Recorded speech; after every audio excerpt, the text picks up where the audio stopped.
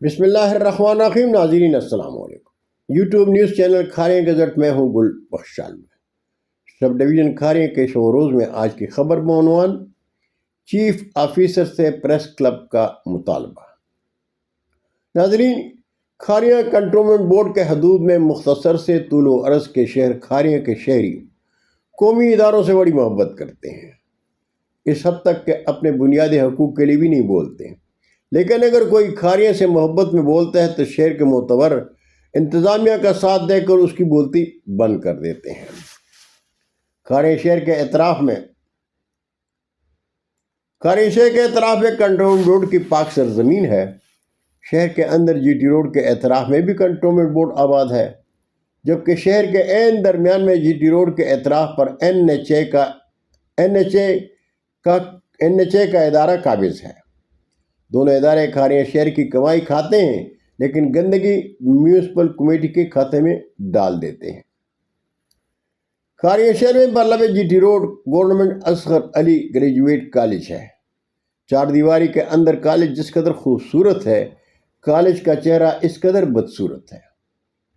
اور صدرات سے Kharian press club کے پلیٹ فارم سے میں گل بخشالوی کا مطالبہ رہا کہ کالج کی دیوار سے پارکنگ میں نالے تک ٹف ٹائل لگوا دی جائے تاکہ کالج کا چہرہ خوبصورت نظر آئے، لیکن بقول شخص سے این ایچ اے رکاوٹ ہے۔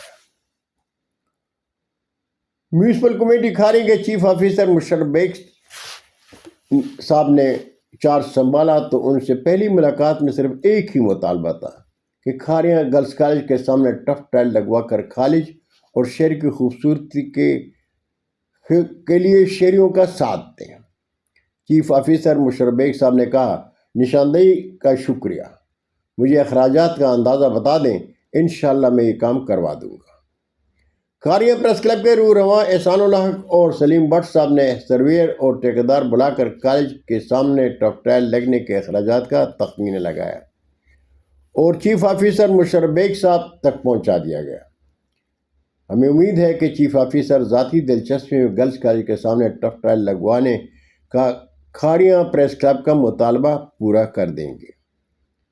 کھاریاں کے شہری اس حقیقت سے انکار نہیں کر سکتے کہ چیف آفیسر مشرف بیگ صاحب نے جی ٹی روڈ کے اطراف میں صفائی پر خصوصی توجہ مرکوز کر رکھی ہے۔ تجاوزات مافیا کی بھی خبر لیتے ہیں۔ کھاریاں پریس کلب کے چیئرمین محمد انور چوہان کہتے ہیں، ہمیں امید ہے کہ چیف آفیسر مشرف بیگ صاحب جلال پروجیکٹ میں اپنی حسنی کارکردگی کھاریاں میں دہرائیں گے۔